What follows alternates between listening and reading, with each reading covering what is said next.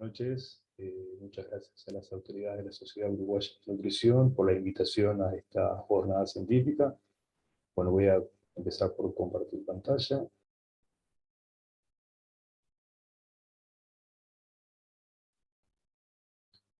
Bueno, la charla de hoy está básicamente dirigida a compartir con ustedes lo que significa acompañar a pacientes con esta enfermedad, pacientes que poseen una enfermedad crónica, ¿sí? Y que realmente se torna todo un desafío el acompañamiento, ¿sí? A lo largo de la vida del paciente. Por eso el diagnóstico de recuperación, un viaje de 1000 escalas.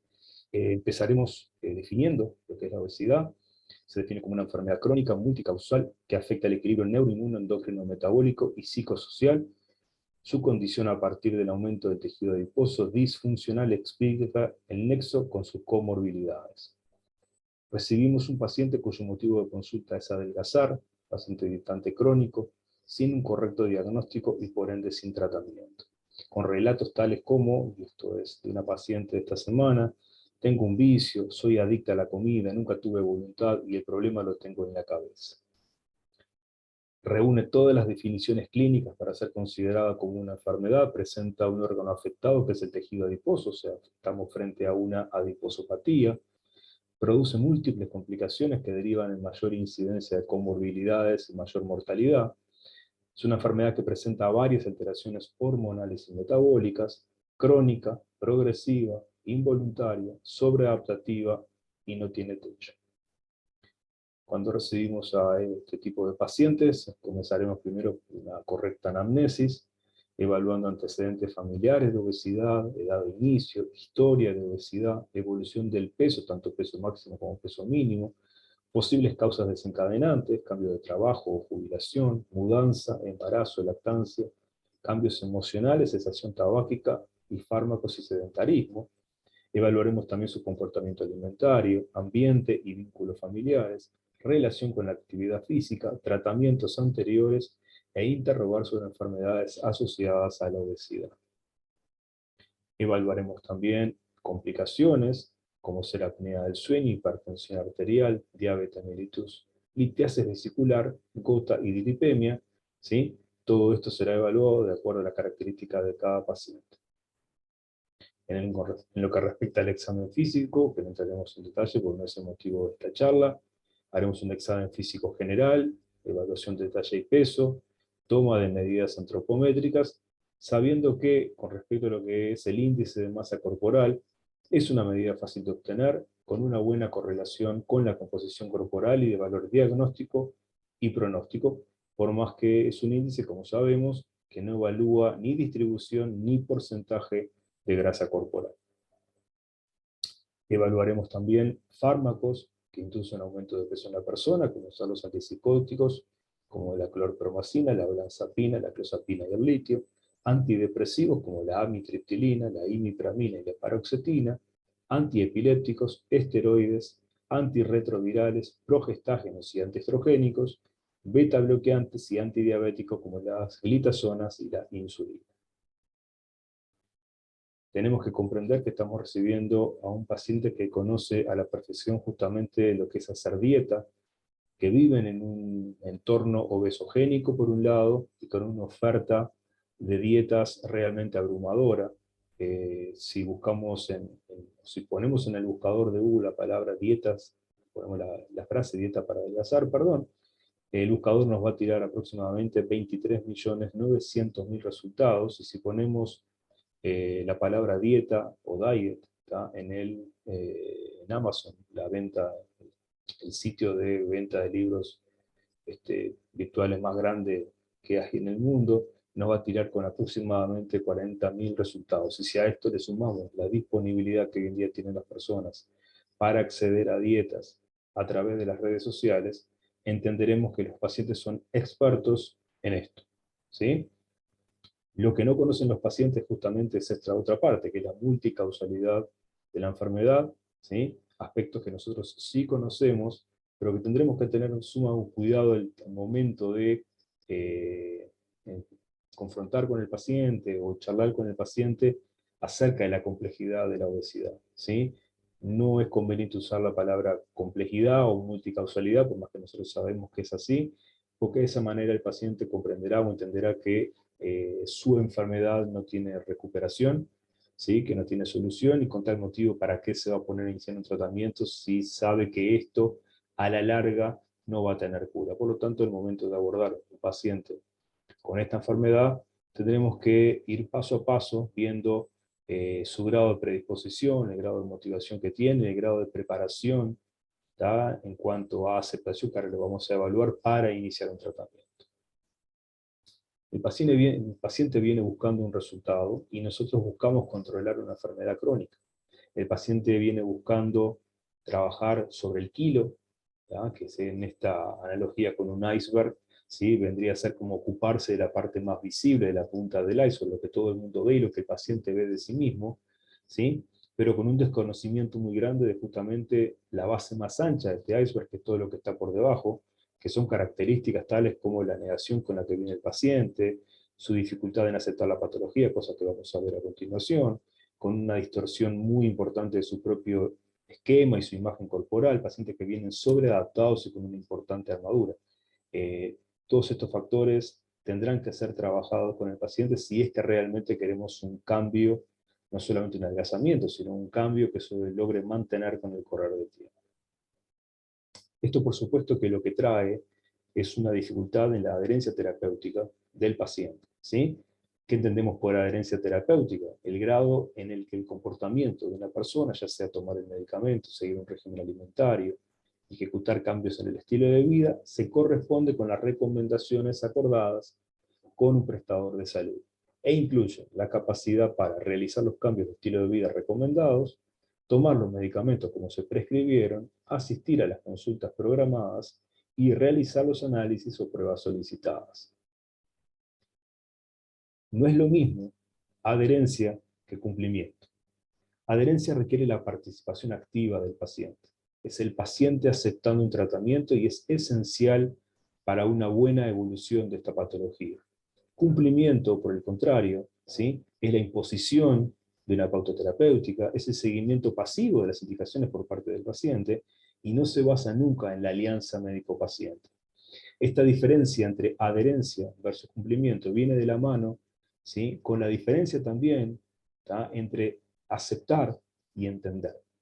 Ya vamos a ver a continuación qué significa aceptación de una enfermedad, y muchas veces los pacientes luego confunden con entendimiento, ¿tá? Que es la intelectualización del problema, es el doctor, ya entendí lo que usted me dijo, ¿sí? Eso no tiene absolutamente nada que ver con la aceptación, ¿sí? De la patología en cuestión.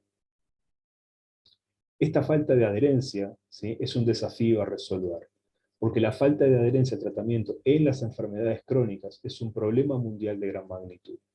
La falta de adherencia terapéutica en pacientes que padecen enfermedades crónicas no transmisibles se encuentra alrededor del 50%, y la falta de adherencia genera un alto costo sanitario. Ahora, esta falta de adherencia se puede deber a distintos factores, ¿sí? Tenemos los factores relacionados con el sistema de salud, que es la falta de concienciación y conocimiento acerca de la adherencia terapéutica, la falta de herramientas clínicas que ayuden a los profesionales de la salud a evaluar e intervenir, la inadecuación de los servicios para la atención de procesos crónicos. También tenemos los factores relacionados con el sistema de salud en lo que respecta a la negación de la heterogeneidad de las obesidades, ¿sí? El hecho de no comprender que no podemos hablar de una obesidad, sino de varias obesidades, o tantas obesidades o distintas obesidades como pacientes recibamos, la negación de los factores biológicos, el prescribir dietas generalizadas, el bajo nivel de especialización en el tema, la exclusión de las perspectivas del paciente, ¿sí? No hay tiempo para escucharlo, simplemente la indicación por parte del equipo tratante, un enfoque punitivo, poniendo énfasis mayoritariamente en lo que es el descenso de peso y la búsqueda de un peso ideal, la falta de información al paciente acerca de por qué le pasa lo que le pasa, ¿tá? Y el tratamiento del peso o la grasa, ¿tá? No tratando a la persona. En lo que respecta a los factores relacionados con la enfermedad, tenemos el tiempo de evolución, la velocidad de progresión de la misma, la gravedad de la enfermedad, la disponibilidad de tratamientos efectivos y las comorbilidades asociadas. En lo que respecta a los factores relacionados con el tratamiento, tenemos la complejidad del régimen terapéutico, los fracasos terapéuticos anteriores. Acá tenemos que entender que recibimos pacientes, ¿sí?, con una tasa de fracasos previos realmente muy grande, que no son fracasos terapéuticos, son fracasos de dieta, ni siquiera son pacientes que han entrado en tratamiento, la mayoría vienen, ¿tá?, entrando y saliendo constantemente en un círculo vicioso de dieta tras dieta, ¿sí? Los cambios frecuentes de tratamiento, como dijimos, y los efectos adversos. En lo que respecta a los factores relacionados con el paciente, ¿sí?, tenemos que tener en cuenta los recursos, el conocimiento del paciente acerca de la enfermedad que tiene, las creencias, su grado de motivación, que ahora lo vamos a ver, las expectativas que el paciente trae con respecto a la terapéutica que le estamos indicando, el nivel de confianza. Este es un aspecto que es interesante evaluar en la primera consulta, ¿sí? O sea, preguntarle al paciente qué grado de confianza tiene, ¿tá?, en lo que respecta a poder justamente controlar esta enfermedad, ¿sí? O sea, realmente si comparado a otros aspectos de su vida, ¿sí?, realmente se siente con confianza como para poder lograrlo. Otro aspecto importante también es el nivel de escolaridad, la educación terapéutica y el empoderamiento de la persona. En lo que respecta a los factores socioeconómicos, tenemos el acceso al sistema de salud, acceso a los medicamentos prescriptos, el nivel socioeconómico y la escolaridad, como ya hemos mencionado. Como dijimos anteriormente, recibimos un paciente que tiene un desconocimiento justamente de la multicausalidad de esta enfermedad. Aspectos que nosotros sí conocemos, y sabemos perfectamente que esta enfermedad tiene un componente biológico, tiene un componente molecular, que son importantes los aspectos mentales del paciente, sus aspectos biológicos, el rol de la epigenética en el desarrollo de esta patología, los mecanismos homeostáticos y la propia cronicidad de la misma. Me gusta siempre explicarle a los pacientes el paralelismo con una escalera mecánica. Cuando el paciente empieza a subir de peso es como si literalmente se subiera a una escalera mecánica y de forma progresiva, ¿sí?, va subiendo a niveles cada vez más altos, ¿sí?, sabiendo que, a diferencia de lo que es una escalera mecánica de un centro comercial, que puede en algún momento terminar nivel 2, nivel 3, sabemos que esta enfermedad no tiene techo y el paciente puede subir y subir hasta niveles o hasta pesos, ¿sí?, que jamás imaginó que iba a llegar. El tema es cuando el paciente se siente, ¿sí?, o está predispuesto a empezar un tratamiento para revertir esta patología, lo primero que va a buscar es la escalera mecánica que baja, ¿sí? Porque si llegar al peso al que llegué me costó realmente mucho tiempo, el descenso lo quiero hacer rápido y con el menor esfuerzo posible. Para sorpresa del paciente, la escalera mecánica que baja no existe, ¿sí?, y el descenso de peso lo va a tener que hacer caminando a contracorriente, ¿sí?, por la escalera mecánica que sube, justamente por los mecanismos homeostáticos del cuerpo humano. Supongamos que el paciente acepta el desafío y empieza a transitar a contramano, ¿sí?, caminando contracorriente esa escalera mecánica que sube, con todo el esfuerzo que eso significa. Al llegar a los primeros escalones, peso ideal, peso mantenimiento, también el pensamiento mágico, ¿sí?, con el que vienen todos estos pacientes, el mismo pensamiento mágico que lo llevaba al inicio a buscar esa escalera mecánica que bajaba, ¿sí?, lo va a querer llevar a bajarse de la escalera mecánica. Ya llegué, ya lo logré, acá se terminó. Por la propia cronicidad de la patología, eso es imposible, por lo tanto es como si el paciente estuviera unido con un cable desde la espalda a esa escalera mecánica, por lo tanto no se va a poder bajar. Opciones: seguir caminándola o quedar separados. Seguir caminándola le va a permitir seguir entrenándose y mantenerse en la parte más baja de esa escalera mecánica, un rango de peso bajo, ¿tá?, con respecto al peso de inicio. De lo contrario, dado vuelta por una escalera mecánica que está subiendo, en muy poquito tiempo estará de vuelta en su peso máximo. Al momento de evaluar el tratamiento a instaurarles a estos pacientes, tendremos que hacer foco en tres pilares fundamentales. La alimentación, que tendrá que ser balanceada, placentera y sostenible en el tiempo, hacer hincapié en el rol de la actividad física y en el trabajar con nuestros pacientes los aspectos emocionales y el vínculo con la comida. Para algunos pacientes en particular estará indicado la utilización de fármacos, así como también para algunos pacientes en particular estará indicado o estará indicada la cirugía bariátrica. También nos enfrentamos con otro tipo de complejidades como ser las normas de consumo, ¿ah? Que básicamente son aquellas cosas que guían, ¿sí?, la decisión de los pacientes al momento de tener que elegir entre un alimento u otro, ¿sí? Y dentro de esto tenemos la disponibilidad de porciones grandes. Estamos hablando justamente de una sociedad o un entorno obesogénico, donde muchas veces el paciente tiene un comer emocional y hedónico, donde el precio guía la decisión, ¿sí?, de qué comer y qué no comer, donde el comer muchas veces es un comportamiento automático, donde hay una pobre percepción del volumen consumido. Estos pacientes tienen una subestimación, ¿sí?, tanto de lo que comen como de lo que pesan. El paciente, al referirse a lo que come, siempre va a utilizar al final de las palabras diminutivos, ito, ita, para referirse a lo que está comiendo.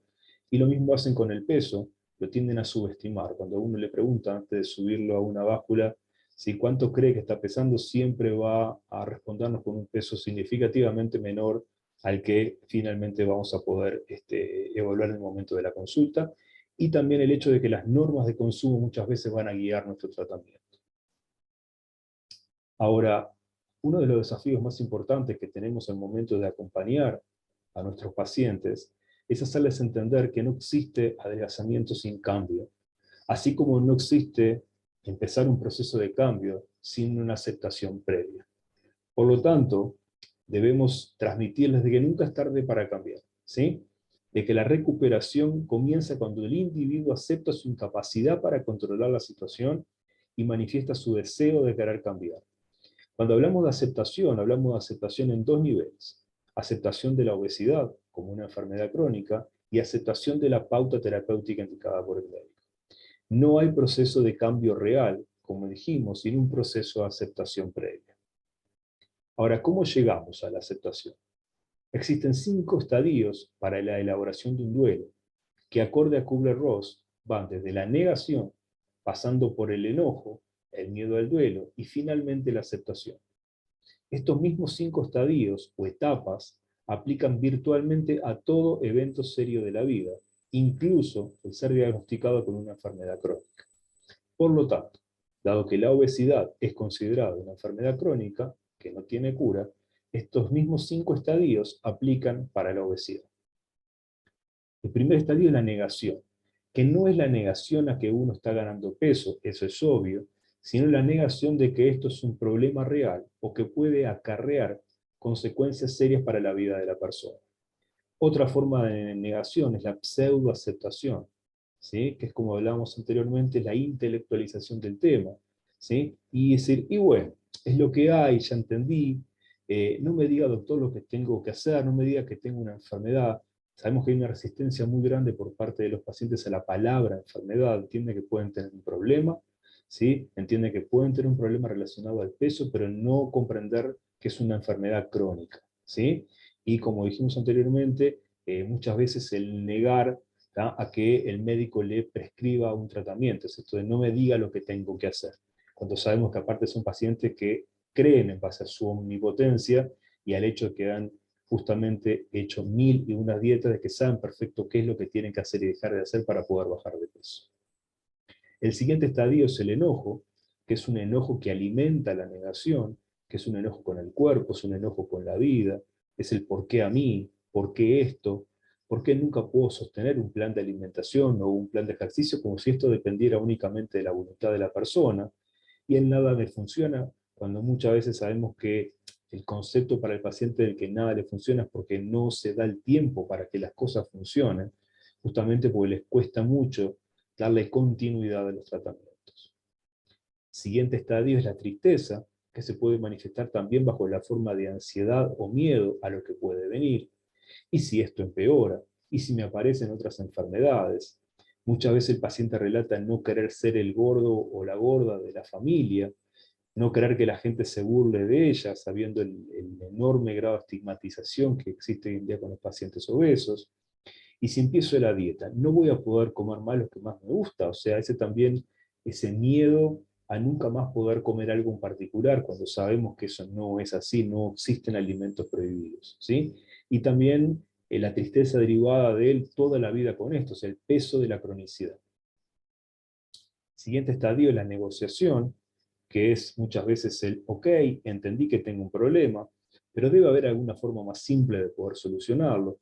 Entendí que tengo un problema, pero déjeme ver, capaz que pruebo con tal o cual cosa, dieta, otra más, ¿sí?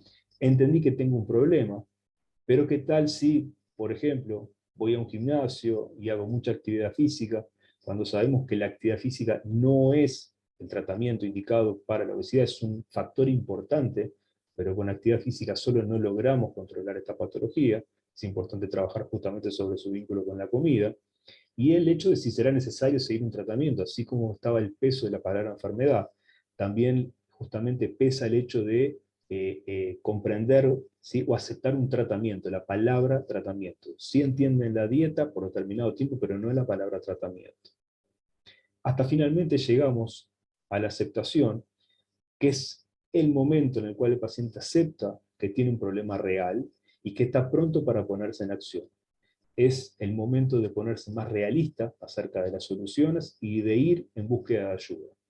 Acepta que intentará siempre hacer lo mejor que pueda, y sabemos por nuestra experiencia que estos 5 estadios no se desarrollan siempre en este orden, muchas veces corren en paralelo o se pasa a un estadio previo por el cual ya se había transitado. Que quede claro que la aceptación real no significa la simple aceptación del status quo. Ahora, así como tenemos diferentes estadios para llegar a la aceptación, ¿sí?, también tenemos etapas, ¿tá?, en lo que respecta al cambio. Como dijimos anteriormente, no existe, o por lo menos nosotros, ¿sí?, no entendemos un adelgazamiento sin un proceso de cambio real atrás, ¿tá?, y no comprendíamos o no entendemos un cambio real sin proceso de aceptación. Bueno, con respecto a los procesos de cambio, también hay etapas, ¿sí? Estas etapas van desde la etapa de precontemplación, que es durante esta etapa los pacientes no consideran la posibilidad de un cambio. La etapa contemplativa, en la cual en esta etapa las personas al mismo tiempo que van tomando conciencia de que existe un problema, comienzan a percibir que podría haber una razón por la que preocuparse y por la que resulta necesario cambiar. Hay cierta ambivalencia. La siguiente etapa es la de preparación, empiezan a evaluar ventajas y desventajas, el balance decisional se inclina a favor del cambio, hay cierto desorden en la conducta, pero por lo general hay una firme intención de cambio e ideas operativas concretas de cómo instrumentarlo. La siguiente etapa, ¿tá?, de este proceso de cambio descrito por Prochaska y Clemente, ¿sí?, es la etapa de acción. En esta etapa ya escogen una estrategia para el cambio y se comprometen. Se producen cambios drásticos. Esta etapa dura de 3 a 6 meses y dura hasta afianzar la nueva conducta aprendida. Y la etapa final es la etapa de mantenimiento. Aquí el trabajo es detectar y protegerse de las situaciones y los estímulos que podrían llevar a conductas superadas y así evitar la recaída. El mantenimiento requiere de un cambio de comportamiento prolongado y el sostenimiento del estado de alerta, vigilancia eterna. Y es el paciente en definitiva quien va a marcar los tiempos.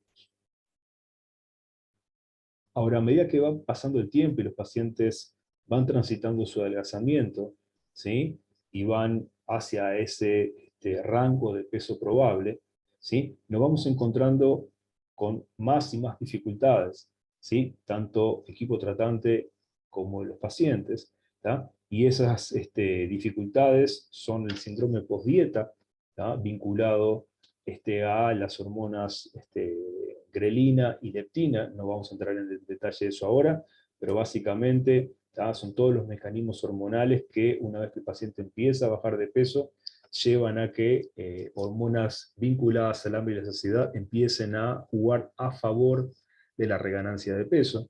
Los mecanismos homeostáticos del cuerpo humano, ¿tá?, en este sentido tenemos lo que se conoce como adipostato, ¿sí?, que es un mecanismo hipotalámico que básicamente lo que hace es setear el peso del paciente en el peso más alto que el paciente supo tener en su vida adulta. Por lo tanto, una vez que el paciente empieza a bajar, ese adipostato va a llevar o va a querer llevar, ¿tá?, el peso de la persona hacia ese peso máximo nuevamente.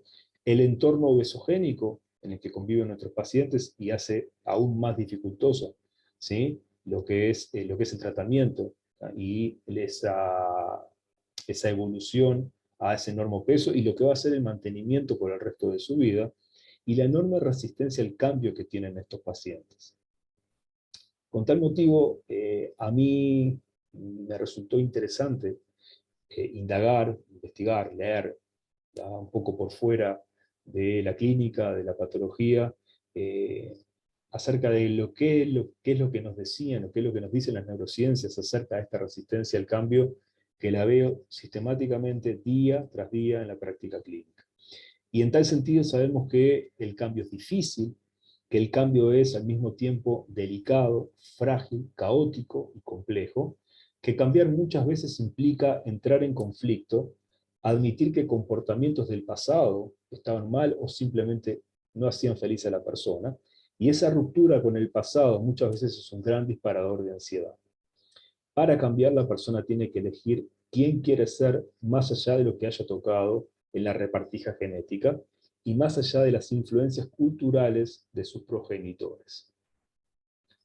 Ahora, a medida que uno va escuchando a estos pacientes, ¿sí?, sabemos también o vemos, ¿sí?, una dificultad muy grande por cambiar o por abandonar al personaje que armaron en gordo, ¿sí?, o en máximo peso, ¿sí?, y empezar a construir desde la delgadez o desde el enorme peso un nuevo personaje, ¿sí?, con una forma de ser, una nueva forma de ser, nuevos vínculos, ¿sí?, y en tal sentido sabemos que para definirnos a nosotros mismos, ¿sí?, tomamos información de todas partes y por supuesto de las personas que tenemos a nuestro alrededor, en casa, cuando éramos chicos en el colegio, en la calle.